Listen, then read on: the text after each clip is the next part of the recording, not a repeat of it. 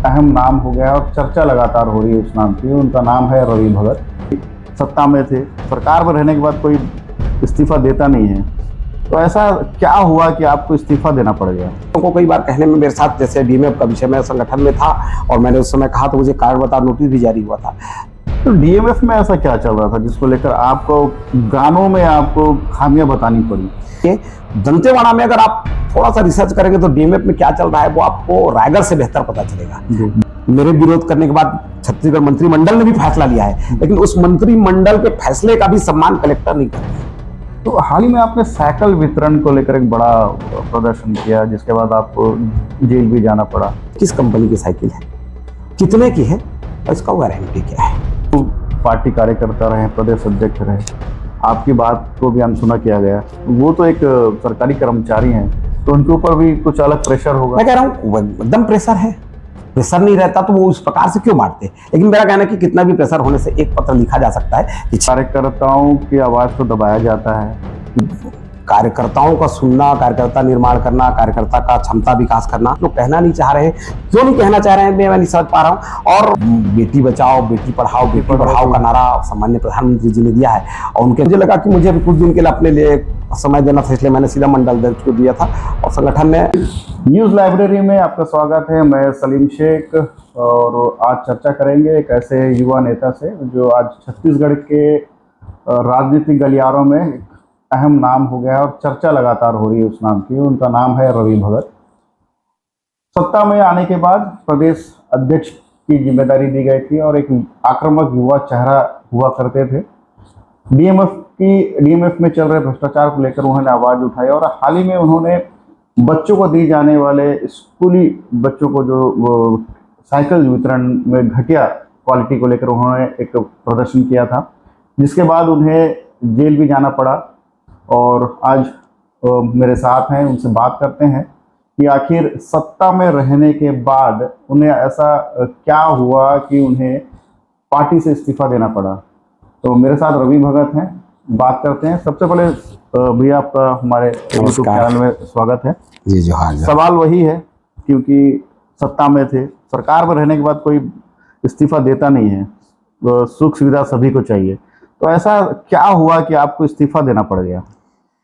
देखिए, राजनीति में बहुत सारे विषय हैं और मुझे लगता है कि मैं मेरे निजी कारण हैं कहूँ वही मुझे ज़्यादा अच्छा है, क्योंकि मेरी घर की स्थिति, आर्थिक परिस्थितियाँ और आर्थिक परिस्थितियों के साथ लोकल विषय, इन चीज़ों में कई बातें ऐसी हुई कि मुझे लगा कि मुझे अब पार्टी में रह के, कई बार आप किसी पार्टी के सदस्य हो और कुछ बातें को आप समाज के सामने, मीडिया में, चाहे सोशल मीडिया में रखते हैं तो कहते हैं कि ये पार्टी विरोधी गतिविधि है। तो अपने स्थानीय विषयों को कई बार कहने में मेरे साथ, जैसे डीएमएफ का विषय में संगठन में था और मैंने उस समय कहा तो मुझे कारण बता नोटिस भी जारी हुआ था, तो इसलिए मुझे लगा कि मुझे इस्तीफा दे के खुद कुछ करना चाहिए अपने क्षेत्र के लिए, और मेरे घर की भी कुछ स्थिति और परिस्थितियाँ हैं। तो डीएमएफ में ऐसा क्या चल रहा था जिसको लेकर आपको गानों में आपको खामियां बतानी पड़ी? देखिए, डीएमएफ को मुझे लगता है कि आप यहाँ से थोड़ी दूर जाएंगे, दंतेवाड़ा में अगर आप थोड़ा सा रिसर्च करेंगे तो डीएमएफ में क्या चल रहा है वो आपको रायगढ़ से बेहतर पता चलेगा। दंतेवाड़ा में ज्यादा डीएमएफ का विषय है। और सीएजी की रिपोर्ट ने भी, एक लंबा रिपोर्ट आया है सीएजी का, लल्लन टॉप का एक लेख था, मैंने उसको पढ़ा था कि कई हजार करोड़ का विषय है। तो डीएमएफ का उपयोग, डीएमएफ के विषय, मतलब डीएमएफ को जब भी बनाया गया तो जो खदान प्रभावित क्षेत्र हैं, फैक्ट्री प्रभावित क्षेत्र हैं, उनके लिए उसका 100% उपयोग होना चाहिए। सीएजी की रिपोर्ट कह रही है कि कलेक्टर अपने बंगले के पर्दे लगवा रहे हैं, गार्डन सजवा रहे हैं, और प्रभावी मंत्री हो चाहे प्रभावी नेता हो, कलेक्टर को जो अपने प्रभाव में ले सकता है वो अपने लाभ के लिए, अपने फायदे के लिए, उसको कहाँ ज्यादा वोट मिले, इन चीजों के लिए डीएमएफ का राशि का दुरुपयोग किया जा रहा है। मैं स्पष्ट कहूंगा कि दुरुपयोग किया जा रहा है, जबकि मेरे विरोध करने के बाद छत्तीसगढ़ मंत्रिमंडल ने भी फैसला लिया है, लेकिन उस मंत्रिमंडल के फैसले का भी सम्मान कलेक्टर नहीं कर रहे हैं। मतलब कलेक्टरों को लगता है कि वो जिले के भगवान है, वो जो चाहेंगे वो होंगे, नीति चाहे केंद्र बनाए चाहे राज्य बनाए, उससे कलेक्टरों को कोई फर्क नहीं पड़ने वाला। और आज भी वही हो रहा है। आप लगता है रायगढ़ का विषय के साथ साथ हम धीरे से अगर डीएमएफ के विषय को लेकर बाहर निकलेंगे, समय के साथ मैं बाहर निकलूंगा, चाहे वो उड़ीसा का विषय हो, चाहे झारखंड का विषय हो, चाहे मध्य प्रदेश में सिंगरौली का विषय हो, मतलब पूरे देश में डीएमएफ का इतना बंदरबाट किया जा रहा है कि जो उसकी कीमत चुकाते हैं, जल जंगल जमीन उनका चला जाता है, उनके घर पुरखों के मरघट चले जाते हैं, देव स्थल चले जाते हैं, यूं कहें कि भारत के नक्शे से उनका गांव ही खत्म हो जाता है। उनके कंपनसेशन या उनकी भरपाई के रूप में जो देना चाहिए वो दिया नहीं जाता। आप विस्थापन करते हो लेकिन उन ग्रामीणों का पुनर्वास की नीति का भी सही पालन नहीं होता।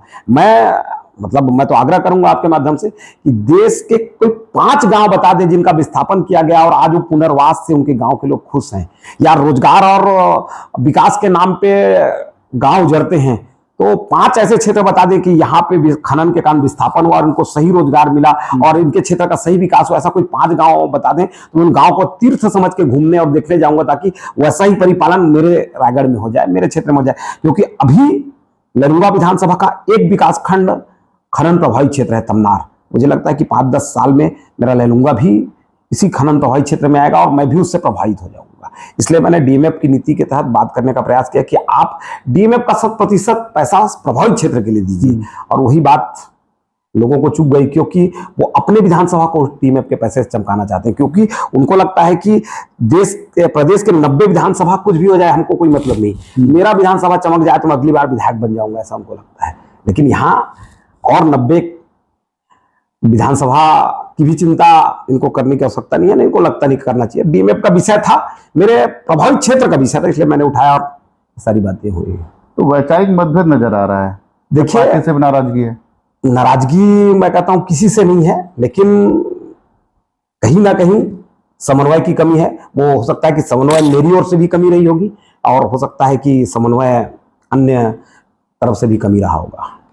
तो हाल ही में आपने साइकिल वितरण को लेकर एक बड़ा प्रदर्शन किया, जिसके बाद आपको जेल भी जाना पड़ा। क्या मामला था? कितने करोड़ का एक घोटाला आपको लगता है? क्या वाकई जो आप जो आरोप लगा रहे हैं, क्या आपने कोई तथ्य हैं जिस पे आप ये बोल सके कि बहुत घटिया साइकिल बच्चों को दी जा रही है? देखिए, कुछ लोग कह रहे हैं कि रवि वक्त पार्टी से निकलने के बाद इन विषयों को क्यों उठा रहा है। मैं पिछले साल ही बांटा जा रहा था, मैं क्योंकि हमारी श्रीमती जी जिला पंचायत सदस्य हैं, तो एक कार्यक्रम तय हुआ था, उसमें उनको बांटने जाना था, तो मैं छोड़ने गया था। जब मैं छोड़ने गया तो मैंने साइकिल देखा। साइकिल को देखने के बाद मेरे मन में रहा नहीं गया, मैं फोटो खींचा और फेसबुक पे मैंने पोस्ट किया। उसमें हमारे माननीय सीएम साहब जी शिक्षा मंत्री हुआ करते थे, उनके पास शिक्षा मंत्रालय था। मैंने उस समय लिखा कि इतना गुणवत्ता विहीन साइकिल को वितरण करना गलत है करके, अभी मैं अगर खोजूंगा तो पोस्ट मुझे मिलेगा, अभी मैंने वो पोस्ट को देखा नहीं है। तो मैं अभी पार्टी से निकलने के बाद उसका विरोध कर रहा हूँ, ऐसा नहीं है। मुझे उस समय भी गलत लगा, तो मैंने उस समय कहा था, हाँ, पार्टी में रहने कारण मर्यादा में रहते हुए मैंने अपनी बातों को सोशल मीडिया में रखा था। लेकिन अभी जब मैं इस विषय को मेरी जानकारी मिली कि हमारे क्षेत्र में बांटा जा रहा है, मैं वहां गया। जाने से पहले पूर्व में भी मैंने विकासखंड शिक्षा अधिकारी को इस विषय का पत्र लिखा था कि सर, ये साइकिल की क्वालिटी ठीक नहीं है, गुणवत्ता नहीं है, इसकी जांच करानी चाहिए, जांच होने के बाद वितरण किया जाए, अन्यथा मुझे मजबूरन बांटने वालों को पर FIR कराना पड़ेगा करके मैंने सामान्य विकासखंड शिक्षा अधिकारी जी को भी लिखा था। साथ में हमारे क्षेत्र के हमारे मित्र ही हैं, जिला पंचायत में उपाध्यक्ष हैं, जो शिक्षा समिति के पदेन सभापति होते हैं, उनको भी मैंने इस विषय का अवगत कराया था कि इस पर रोक लगना चाहिए। लेकिन उनके द्वारा आनंद फानन में जल्दी में बांटा जा रहा था, तो मैं वहां जाके मैंने इतना ही सवाल किया, ये किस कंपनी की साइकिल है, कितने की है और इसका वारंटी क्या है? आप हमारे बच्चों को रसीद दे दीजिए और वारंटी कार्ड दे दीजिए। तो उन्होंने साफ इनकार किया कि हम नहीं खरीदे हैं, और मुझे लगता है ना उस प्रचारक की गलती है ना बीओ की गलती है, उन्होंने नहीं खरीदा है। लेकिन विकासखंड शिक्षा अधिकारी जो हैं, उनको सत्यापन करना होता है, एक समिति बनती है कि ये साइकिल सही है या नहीं है।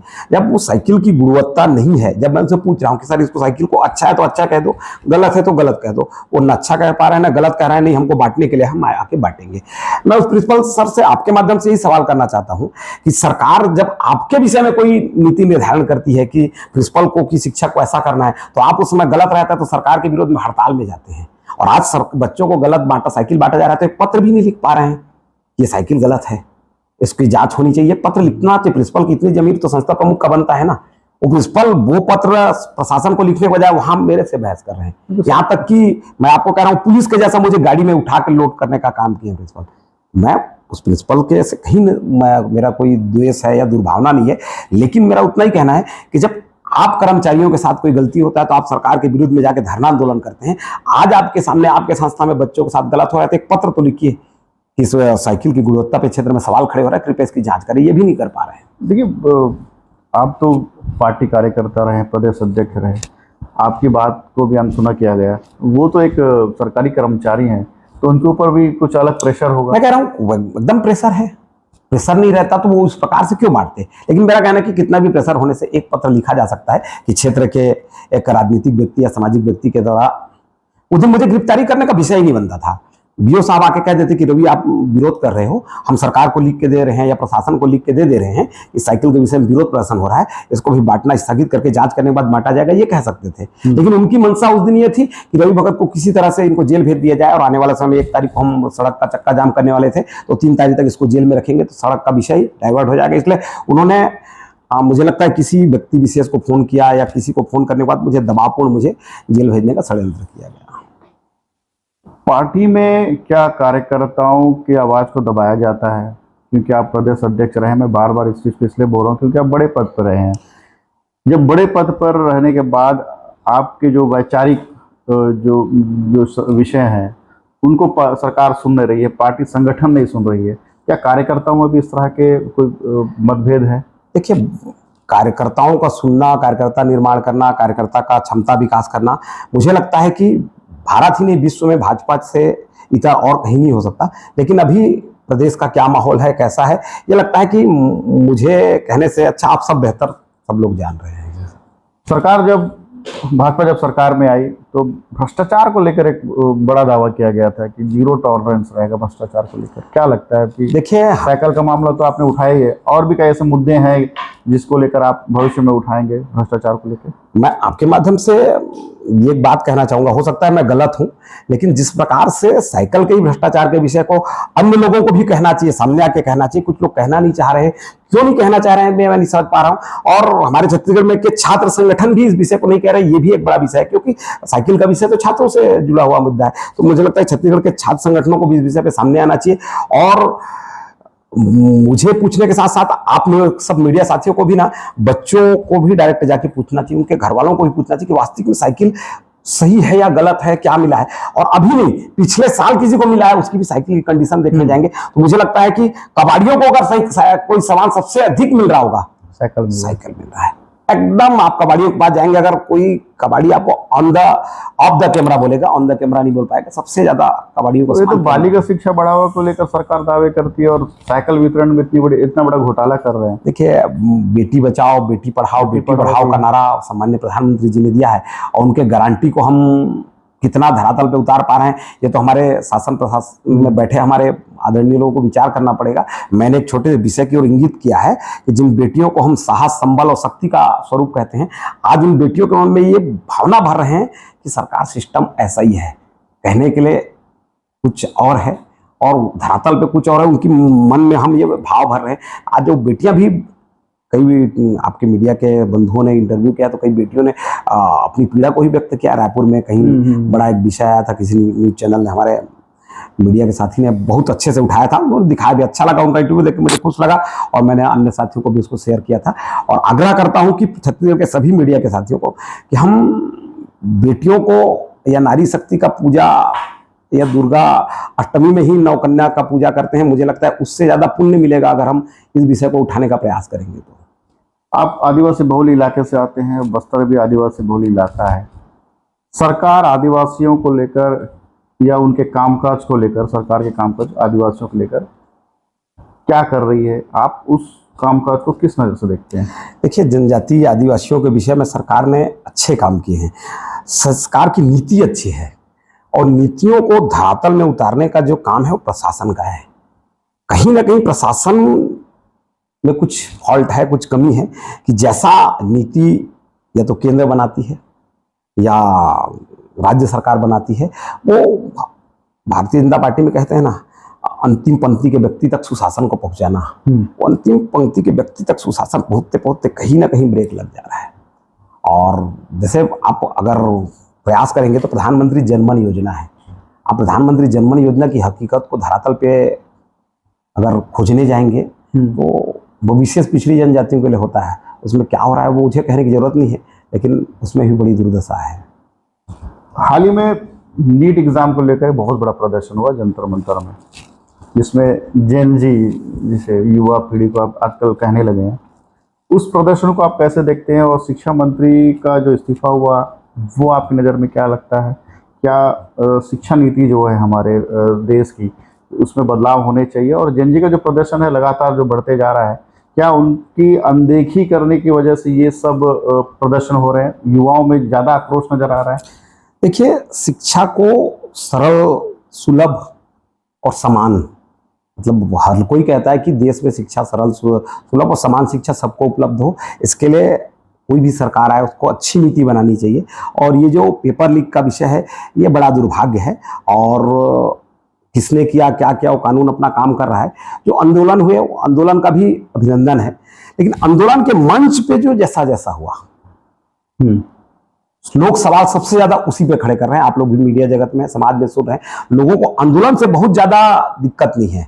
आंदोलन जहां भी गलत होगा वहां विपक्ष को, पक्ष को, जिनकी जैसी भूमिका उनको करना चाहिए, लेकिन उन मंच पे सांस्कृतिक भावना, धार्मिक भावना और जेनजी के बहाने कुछ अटपटे प्रदर्शन हुए कि इसमें उसका बहुत बड़ा ये रोल है कि आज लोग वायरल होना चाहते हैं, कंटेंट। हाँ, वायरल होने के चक्कर में मैं वायरल हो जाऊं, इसलिए उल्टे तिरछे आधे ऐसे हरकत और ऐसे बयानबाजी या स्लोगन जो दिए गए, मुझे लगता है कि उस आंदोलन की सबसे सफलता का सबसे कमजोर कड़ी या उस सफलता को दूसरे तरीके से आंका जाना या विभिन्न प्रकार के क्वेश्चन खड़े करना, वो जो वायरल के चक्कर में हुआ है, मुझे लगता है कि आज हमको वायरल और व्यू के चक्कर में ना जाके हम सही क्या कर रहे हैं और कौन सा काम किस उद्देश्य के लिए किया गया है, इसको ध्यान में रखना पड़ेगा कि हम अच्छे काम करते करते कहीं अति उत्साह में, वायरल के चक्कर में, व्यू के चक्कर में कुछ गलत ना कर पाए। और कई बार मैं देख रहा हूँ कि कुछ बहनें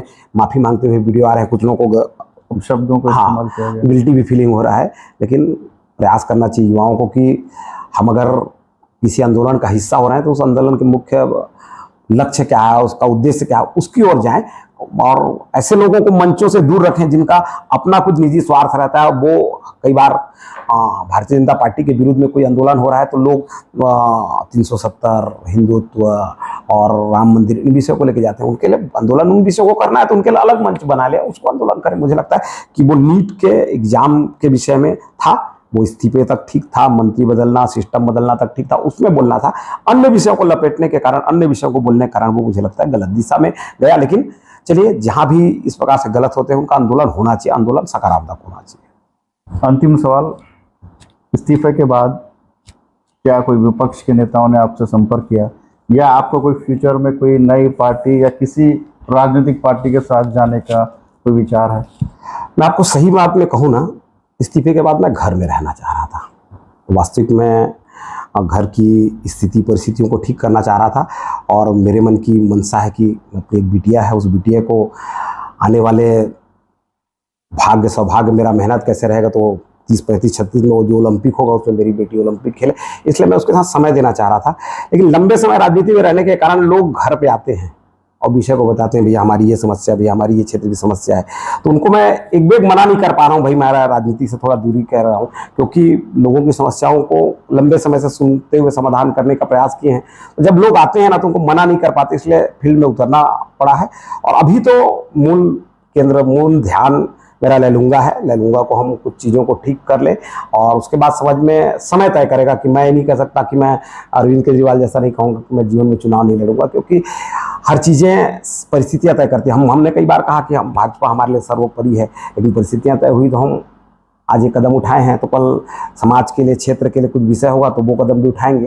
लेकिन अभी समय के गर्भ में है, अभी तो लड़ूंगा कि कुछ विषयों को लेकर हम लगे रहेंगे। पार्टी में वापसी की कोई उम्मीद है? अगर मान लीजिए कोई शीर्ष नेता आपके संपर्क में आया, आपका मान मनोबल करे? देखिए, मैं आपको स्पष्ट कर देना चाहूँगा कि मैं मान मनोबल शीर्ष नेतृत्व की बातचीत के लिए अगर मैं चाहता तो मैं आके सम्मानीय प्रदेश अध्यक्ष या संगठन मंत्री जी को इस्तीफे को दिया होता, ताकि वो बातचीत करें या मुझे मनाने का प्रयास करें या मुझे डांटे फटकारें, जो एक संगठन का सिस्टम रहता है।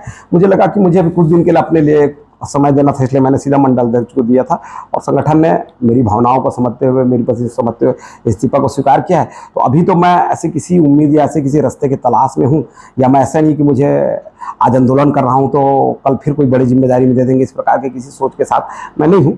लैलूंगा की समस्या है, लैलूंगा के लोगों के साथ जुड़ा हुआ हूँ, इसलिए विषयों को उठाते रहता हूँ। बहुत बहुत धन्यवाद भैया। तो ये रहे रवि भगत, जो अपनी बात को बड़ी बेबाकी से उन्होंने रखा और उन्होंने बताया कि संगठन में क्या चल रहा है और आगे इनका क्या आंदोलन रहेगा, क्या रोड मैप है। और आपको ये वीडियो अगर पसंद आए तो ज़्यादा से ज़्यादा शेयर करें और कमेंट्स करें, लाइक करें। न्यूज़ लाइब्रेरी से सलीम शेख।